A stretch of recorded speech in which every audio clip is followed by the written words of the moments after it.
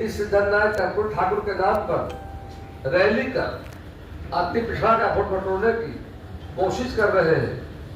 उनके पिता श्री लालू प्रसाद जननायक कर्पूर ठाकुर जी को उनके जीवन काल में हमेशा अपमानित करने का काम किया है। अति पिछड़ों से लालू जी को इतनी घृणा थी, वो कर्पूरी बाबू को कपटी ठाकुर कहते थे। आरजेडी ने बिहार में 15 साल राज किया, लेकिन कर्पूरी बाबू के नाम पर एक भी ठोस काम नहीं किया, सिर्फ नारे और भोग करते रहे। वही एनडीए सरकार ने जननायक कर्पूर ठाकुर जी को देश के माननीय प्रधानमंत्री नरेंद्र भाई मोदी के पहल पर भारत रत्न से सम्मानित कर देश के पिछड़ों को सम्मानित करने का काम किया है। वही तो दूसरी तरफ पिछड़ा वर्ग आयोग जो लगभग 35 वर्षों से कांग्रेस के राज्य में संवैधानिक दर्जा प्राप्त करने के लिए फाइल भूल भाग रहा था, जब माननीय प्रधानमंत्री भाई मोदी आए, पिछड़ा वर्ग आयोग को हम लोगों ने संवैधानिक दर्जा देने का काम किया है। और बिहार से ही मतलब अध्यक्ष बनाने का भी हमारी सरकार ने काम किया था। कर्पूर ठाकुर जी के नाम पर आज हम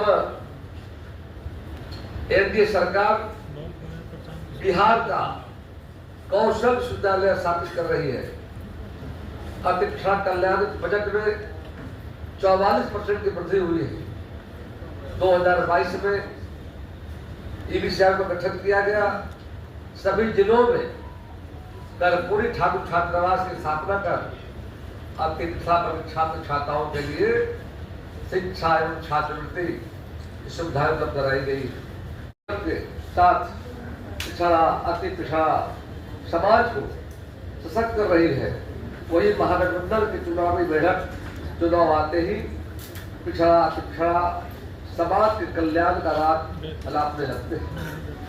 श्री लालू प्रसाद जी चुनाव लड़ने से वंचित करने वाले राहुल गांधी के आगे आज आरजेडी और तेजस्वी यादव ने क्यों सरेंडर कर दिया है, जानना चाहते हैं। बेटे तेजस्वी यादव को मुख्यमंत्री बनाने के एकमात्र उद्देश्य राजनीति कर रहे श्री लालू प्रसाद ने पिछड़ा अति पिछड़ा विरोधी कांग्रेस के साथ हाथ मिलाकर बिहार के पिछड़ों अति पिछड़ों का गद्दारी करने का काम किया। यह तथ्य है कि आज जब भी सत्ता में आएगी, गैर यादव लालू परिवार पिछड़ा समाज सहित दलित, वंचित, शोषित और मुसलमान बिहार का मुख्यमंत्री नहीं बनेगा। ऐसे में गैर यादव ओबीसी और 14% मुसलमान तथा लगभग 12% समाजों के मुख्यमंत्री बनने की आज यदि सपना पूरा होने वाला है नहीं। अगर बिहार की जनता ने देखा है और जब 74वां संविधान संशोधन जब भारत सरकार ने किया, सभी राज्यों को भारत सरकार ने कहा कि आप पंचायती राज व्यवस्था में निकाय के चुनाव में आप निश्चित तौर पर एक नया मॉडल कानून बनाए। बिहार विधानसभा में वो मॉडल बनाने के लिए जब प्रस्ताव पेश किया गया था, हमने उसको पढ़ा, देखा, हमने उस विधेयक को और हमने कहा उसी समय लालू जी को, इस विधेयक में ये जनता पार्टी की सरकार जब बिहार में बनी थी, उस सरकार में दरअसल जनता पार्टी विलय हो गई थी। जननायक कर्पूर ठाकुर मुख्यमंत्री थे, पंडित कैलाश मिश्रा वित्त मंत्री थे, और हम लोगों ने उस मॉडल में यही कहा जिस तरह बिहार के सरकारी नौकरियों में आरक्षण का प्रावधान किया गया है कि पंचायती राज निकाय के चुनाव में किया जाए। तो सरकार सत्ता के मध्य में बहुमत की सरकार लालू प्रसाद ने पाया कर हमारी बातों को उन्होंने ठुकरा दिया। वोटिंग हुआ, वोटिंग में हार गए। हम समय का इंतजार देख रहे थे और हमने कहा था जब बिहार में सरकार हमारी बनेगी एनडीए की, तो निश्चित तौर पर हम पिछड़ों को सम्मान दिलाने का काम करेंगे। और तब लोग हाई कोर्ट चले गए और माननीय उच्च न्यायालय ने फैसला दिया, आर्थिक, सामाजिक, राजनीतिक और शैक्षणिक दृष्टिकोण से पीछे जो हो गए लोग, उनको निश्चित तौर पर आरक्षण मिलना चाहिए। उसके खिलाफ लालू यादव की सरकार चली गई सुप्रीम कोर्ट और मामला होता रहा।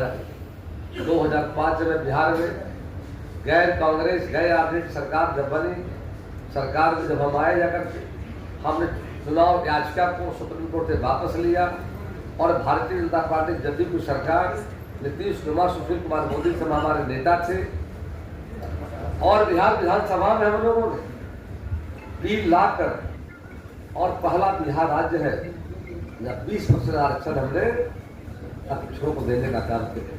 उनके खिलाफ सीबीआई जांच कर रही थी और उन्हें जेल जाना था।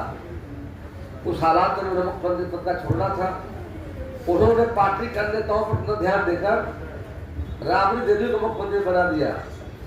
वही जब नीतीश कुमार ने पद छोड़ा तो मुसहर मांझी समाज से महादलित परिवार की जीतन मांझी को मुख्यमंत्री बनने का अवसर मिला। यह आरजेडी का संभव भी नहीं था। एक तरह से आरजेडी के रहते 84% समाजों के लिए मुख्यमंत्री तक पहुंचना संभव है। राजद ने अपने 15 साल के शासन में बिहार के स्थानीय पंचायत चुनाव में होने के कारण पिछड़ा, अति पिछड़ा, दलित, आदिवासी समाज के लोगों को आरक्षण के लाभ से वंचित रखाया। भारतीय जनता पार्टी का रिकॉर्ड बताना चाहता हूँ कि आजादी के बाद देश के पहले प्रधानमंत्री ओबीसी से नरेंद्र भाई मोदी बने। भारतीय जनता पार्टी का मध्य प्रदेश, हरियाणा में ओबीसी, छत्तीसगढ़, उड़ीसा और उत्तर प्रदेश में एससी मुख्यमंत्री के हाथों में प्रदेश की कमान देने का काम किया है। भाजपा के सहयोग से देश को पहला अनुसूचित जाति का राष्ट्रपति आदरणीय रामनाथ कोविंद को रूप में मिला। भाजपा ने भारत की पहली आदिवासी और नेत्री आदरणीय आज द्रौपदी मुर्मू जी को हमारी सरकार ने राष्ट्रपति बनाने का काम किया। आज देश के उपराष्ट्रपति ओबीसी समाज के सीपी राधाकृष्णन को भी भाजपा ने समर्थन दिया।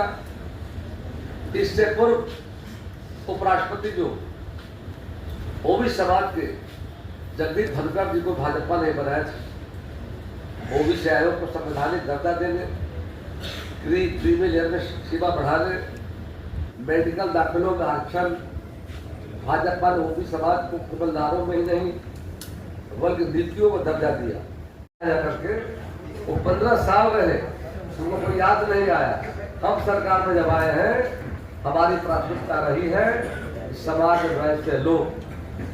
हमारी पार्टी के सोच है, पंडित दीनदयाल उपाध्याय हमारे नेता थे, जो कहा था समाज के अंतिम पौधान पर बैठे लोग। आज अटल जी की सरकार आई हो, माननीय मोदी जी की सरकार चल रही हो, बिहार में सरकार हमारा है। अब निश्चित तौर पर वैसे तो सोच हमारी सबका साथ सबका विकास, लेकिन पिछड़ गए जिनको 55 साल तक कांग्रेस न्याय नहीं दे पाई और लालू जी ने 15 साल में न्याय नहीं दिया। उसके लिए भारतीय जनता पार्टी एनडीए गठबंधन उनके साथ खड़ी है। उनको न्याय दिलाने में सभी चुनावों में हमको शामिल कर रहे हैं। तो राजनीतिक योजना हमारी हो, राजनीतिक देखा पंचायती राज्य में देश में कहीं ऐसा नहीं होगा। बिहार पहला राज्य है, हमने उनको सम्मान देने का काम किया है और आगे हमारी सरकार की सोच है हम सबका सम्मान करते हैं कि जो विकास के दौर में पिछड़ गए उनके लिए सरकार विशेष तौर पर काम कर रही है। तंत्र है, आजादी, जनता सारी बातों को देख रही है। हमारे नेताओं ने प्रेस कॉन्फ्रेंस करके सारी बातों को रखने का काम किया है, जिसे गवाह आप लोग हैं।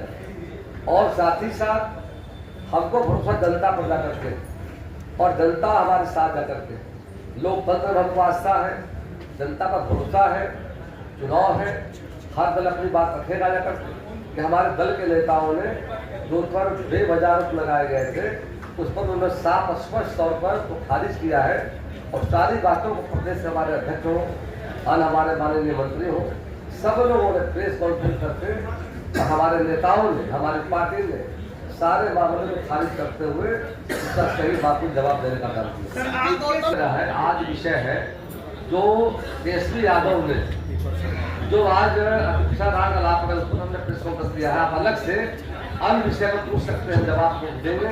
जो आज का विषय जो है इसकी चर्चा हमने की है, इसमें कोई बिंदु यदि हो तो हम